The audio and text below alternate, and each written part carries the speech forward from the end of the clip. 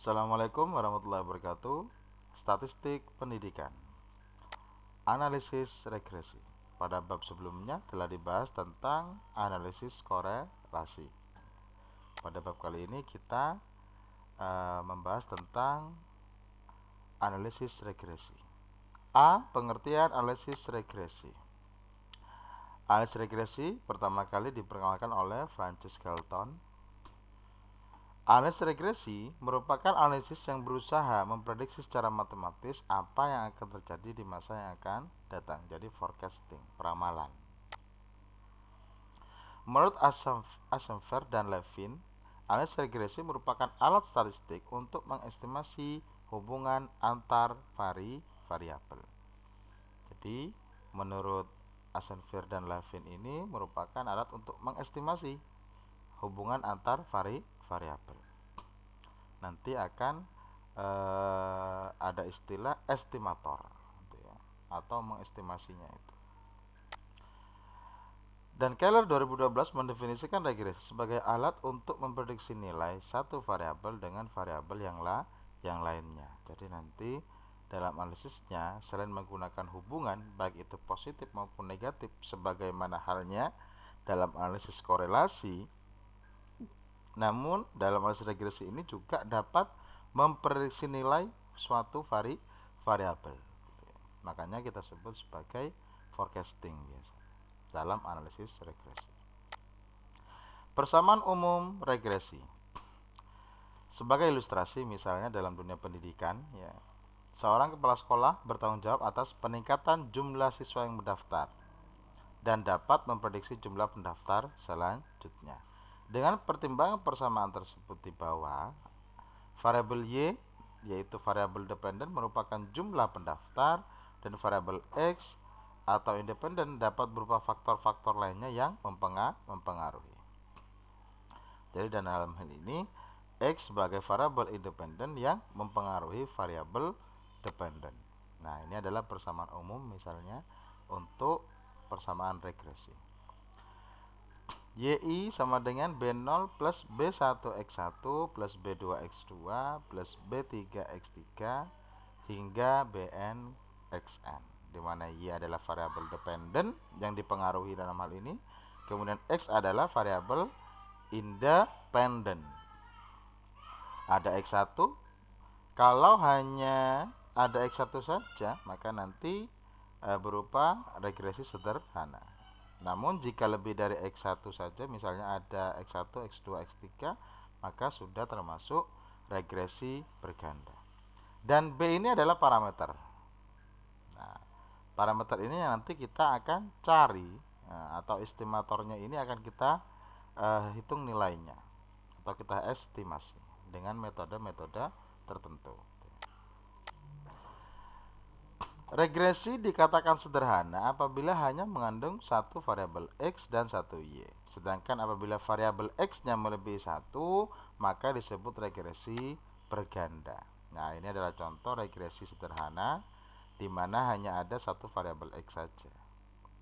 Namun, jika lebih dari satu variabel X, maka kita sebut sebagai regresi berganda.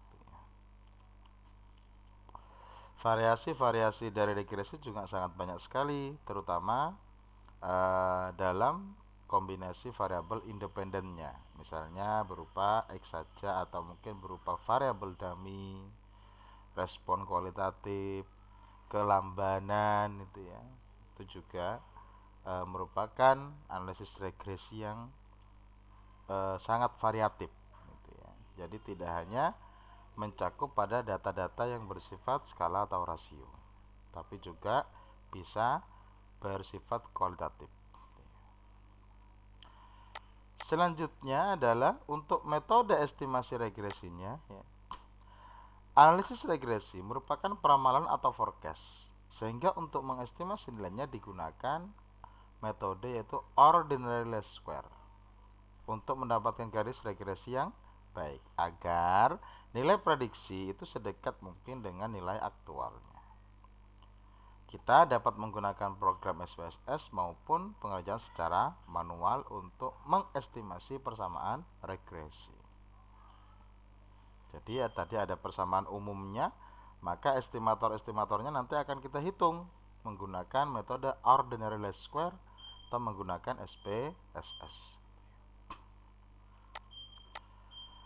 Contoh misalnya penelitian regresi. Nah, contoh 1 misalnya pengaruh kompetensi pedagogik dan kompetensi profesional terhadap kemampuan guru mengajar. Dalam hal ini pengaruh, ya, ciri khas dari regresi biasanya adalah judulnya pengaruh. Kompetensi pedagogik kita andaikan sebagai X1 dan kompetensi profesional itu sebagai X2 dan kemampuan guru mengajar itu adalah Y. Model regresi tersebut merupakan regresi berganda karena terdapat dua variabel independen. Jadi karena ada X1 kompetensi pedagogik dan X2 kompetensi profesional, maka model persamaannya seperti ini. YI sama dengan B0 plus B1X1 plus B2X2 plus EI. Sedangkan EI ini adalah error. Ya. Artinya error itu adalah variabel-variabel yang tidak dijelaskan atau tidak masuk dalam persamaan regresinya. Lah, ini kita anggap sebagai regresi berganda.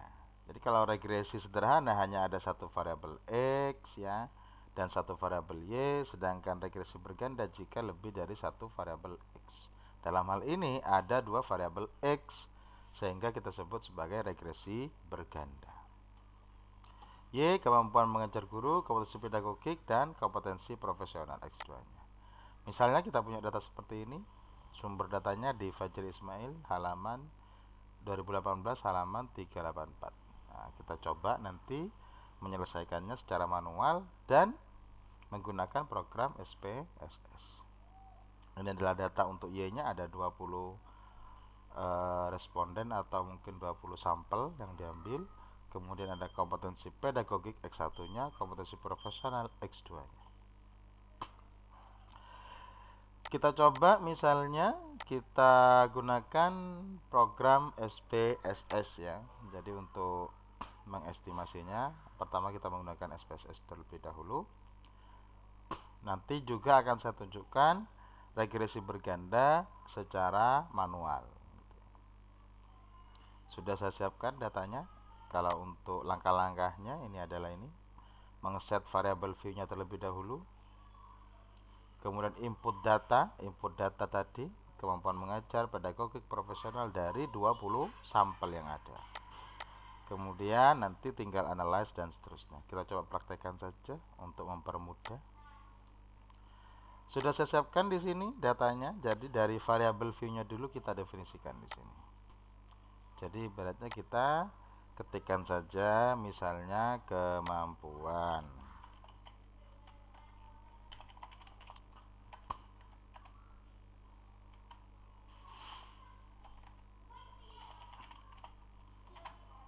Mengajar. Sudah tinggal disetting aja weight-nya desimalnya 0, gak apa-apa. Kemudian tipe datanya scale. Kalau untuk pedagogik dan profesional silahkan diisi nominal. Setelah semua disetting, ya, sebagaimana bab-bab sebelumnya yang sudah saya praktekkan, kemudian diinput datanya satu persatu, ya, atau tinggal copy paste atau import dari Excel. Misalnya datanya dalam bentuk Microsoft Excel. Setelah tersusun seperti ini, datanya ada 20 sampel, ya, kemampuan mengajar sebagai Y, pedagogik sebagai X1, profesional sebagai X2. Setelah itu ikuti saja langkah-langkah yang ada di slide-nya atau di video ini. Analyze regression, ya. Setelah itu klik analyze regression, kemudian linear. Nah, dalam hal ini dalam bentuk standarnya mungkin belum terisi di sini, ya, kosongan. Nah, kemudian karena variabel dependennya kita perhatikan, variabel dependennya adalah kemampuan mengajar, maka kita masukkan saja ke kotak dialog yang sebelah kanan. Kemudian kompetensi pedagogik kita masukkan, kompetensi profesional kita juga masukkan. Setelah itu simple saja klik OK. Nah, sehingga tampil yang namanya output SPSS-nya. Di sini ada beberapa tabel. Untuk outputnya adalah model summary-nya, R square-nya yang paling penting di sini. Kemudian ada nilai signifikansinya. Ya. Untuk mempermudah ya penjelasan, jadi saya kembalikan kepada slide-nya ini ya. Jadi ini adalah tampilan output yang barusan kita praktekkan, yaitu ini. Kemudian analisisnya. Interpretasi output ya. Jadi interpretasi dari hasil analisis dengan spesies tadi. Penarikan kesimpulan. Ya, nilai sig untuk profesional ya tadi itu adalah 0,009 kurang dari alfa 0,05. Maka terima H1. Sehingga kesimpulannya ada pengaruh kompetensi profesional terhadap kemampuan guru mengajar. Untuk yang kedua yaitu kompetensi pedagogik, nilai signifikansinya 0,000 kurang dari alfa 0,005, maka terima H1. Sehingga kesimpulan juga kompetensi pedagogik juga berpengaruh terhadap kemampuan guru mengajar. Adapun dari tabel tadi outputnya ringkasannya nilai terhitung variabel profesional adalah negatif 2,974, kemudian nilai variabel pedagogik adalah 7,908 dan signifikansinya adalah alfa 0,05. Nilai F hitung adalah 85,194 dan signifikansinya adalah alfa 0,05. Artinya apa? Baik secara individu maupun serempak, variabel independen itu signifikan. Jadi secara individu ini ya, kompetensi profesional berpengaruh secara individu terhadap kemampuan mengajar. Sedangkan secara individu untuk kompetensi pedagogik juga berpengaruh terhadap kemampuan guru mengajar. Lah UJF ini adalah secara serempak. Secara serempak ternyata juga signifikan. Ya, dilihat dari nilai probabilitas atau nilai signifikansinya. Nilai R square 0,909 berarti variasi kompetensi mampu menjelaskan kemampuan guru mengajar sebesar 90,9%. Sedangkan sisanya dijelaskan oleh variabel yang lain. Dengan kata lain, garis regresi termasuk kategori yang baik. Kalau melihat R square berarti semakin mendekati 1 semakin baik. Itu untuk ringkasan regresinya. Tapi kalau mendekati 0 maka garis regresinya berarti kurang baik. Kemudian untuk kepentingan forecasting atau peramalan ya yang menjadi ciri khas dari regresi, maka tinggal kita masukkan nilai dari parameter-parameternya. Ya, untuk meramalkan misalnya kita tadi di awal sudah punya untuk menghitung nilai peramalannya. Misalnya persamaan umumnya adalah Y B0 plus B1 B2. Kemudian kita masukkan nilai parameternya. Nilai parameter ini min 10, min 1,7, min 0,5 itu dapatkan dari output tadi.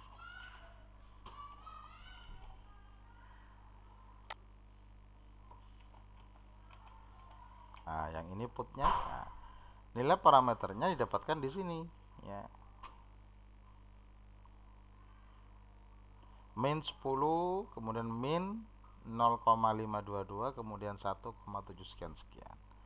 Ini adalah nilai dari B0, kemudian B1, kemudian B2. Sedangkan ini adalah nilai T-nya, kemudian adalah signifikansinya. Sedangkan ini adalah nilai F hitungnya tadi yang sudah dianalisis.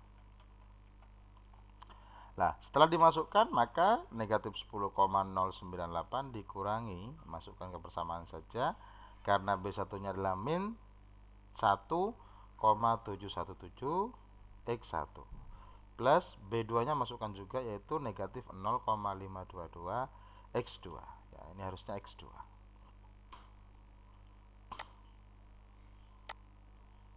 Ya, ini adalah X2. Nah, jadi ini adalah interpretasi output dari analisis regresi. Kita sampai pada forecasting atau peramalannya. Tinggal nanti data kita masukkan data X1-nya berapa, data X2-nya berapa. Maka ketika kita hitung nanti menghasilkan nilai prediksi Y. nilai prediksi Y. Bisa juga digunakan untuk memprediksi jumlah siswa ya di tahun berikutnya gitu ya, atau mungkin jumlah mahasiswa dalam sebuah perguruan tinggi. Jadi itu dengan menggunakan program SPSS. Sekarang bagaimana dengan perhitungan manual? Nah, tentu perhitungan manual itu sangat kompleks, lebih rumit lagi. Ini adalah contoh perhitungan manual untuk regresi yang tadi dengan dua variabel independen, yaitu X1 sebagai kompetensi pedagogik, X2 sebagai kompetensi profesional, dan Y adalah kemampuan guru mengajar. Datanya kita masukkan dulu. Untuk filenya bisa diakses di website saya nanti ya. Di website sudah saya cantumkan nanti untuk file mentahannya beserta rumus-rumus untuk perhitungan manualnya. Jadi nanti perhitungan manualnya juga mencari B1, B2, B0 dan seterusnya. Untuk memperjelas, ini hanya langkah-langkahnya saja. Untuk memperjelas saya jelaskan melalui file Excelnya langsung. Nah, ini dia. Jadi dari data tadi kita masukkan dulu observasinya ya, sebanyak 20 sampel, ada Y, X1, X2. Kemudian kita buat Y-nya, X1-nya dulu maksud saya, X2 kemudian Y. Ya. Nanti tinggal dipelajari saja untuk mencari nilai X1, X kecil ya maksudnya ya. Dimana X kecil itu bermakna misalnya adalah data pertama dikurangkan dengan rata-ratanya sehingga muncul seperti ini. Kemudian X2 berarti data kedua dikurangkan dengan rata-ratanya juga ya. Dan seterusnya. Sehingga tinggal nanti mengikuti pola inilah sejauh sampai dengan ada E dan Y topinya. Ini adalah nilai prediksinya. Kalau ini adalah nilai errornya. Jadi dihitung semua. Memang sangat banyak sekali ya. Kemudian di sini ada jumlah, tinggal kita sum aja. Kalau di Excel enaknya tinggal kita buat sum jumlahnya di sini. Jadi misal ini adalah jumlah dari YX kuadrat.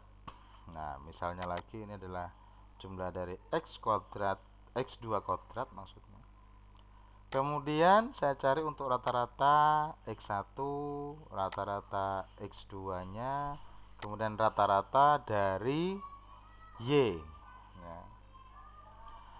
Kemudian N-nya ada 20, kemudian K-nya ada 3 variabelnya. Lah, setelah itu kita hitung menggunakan rumus manual, di mana untuk estimator B1 nilainya adalah ini. Nah, tentu saja menggunakan rumus yang ada ini. Nanti silahkan tinggal di download saja untuk perhitungan manualnya. Di sini ada B1, B2 dan B0. Hingga juga ada perhitungan manual untuk standar error, dan juga ada nilai T hitung untuk B1, T hitung untuk B2 juga ada. Kemudian juga kita cari di sini R square. Nah, R square. Kalau kita perbandingkan ya antara perhitungan dengan SPSS yang tadi ini saya cantumkan di sini tadi untuk perhitungan SPSS-nya dengan perhitungan manual hampir mirip atau sama sebenarnya, hanya saja di belakang komanya saja. Misal saya contohkan perhitungan B0 yaitu min 10,097. Nah, B0 di sini berarti adalah ini. Min 10 ya, 0,098. Nah, ini pembulatan 0,97 menjadi 0,98. Kemudian untuk parameter B1-nya yaitu 1,71. Nah, ini dia pedagogik, X1 pedagogik ya, 1,717. Sama ya. Kemudian untuk B2-nya yaitu min 0,521. Min 0,521 untuk X2-nya. Kalau di sini adalah min 0,522 karena pembulatan ke atas. Kemudian untuk R square-nya kalau kita perhatikan di sini ketemu nilainya adalah 0,909. Maka R square di sini juga R square-nya ini dengan menggunakan SPSS yaitu 0,909. Untuk T hitungnya juga sama, yaitu untuk T hitung B2, yaitu B2 berarti profesional, min 2,97 sama ya. Kemudian hitung untuk B1 nya, yaitu kompetensi pedagogik, yaitu 7,908. Jadi sama untuk perhitungan manual ya. Manual dalam ini saya menggunakan bantuan program Excel perhitungan manualnya, sedangkan untuk program SPSS-nya itu jadi sama. Perhitungan manual maupun dengan SPSS itu menghasilkan nilai estimator, nilai T hitung, nilai R square dengan presisi hampir 3 digit ya.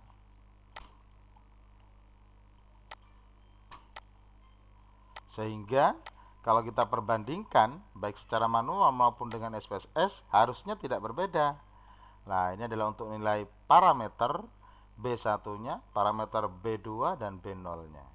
Nah, di sini adalah nilai parameter B0, kemudian B2, ini adalah B1.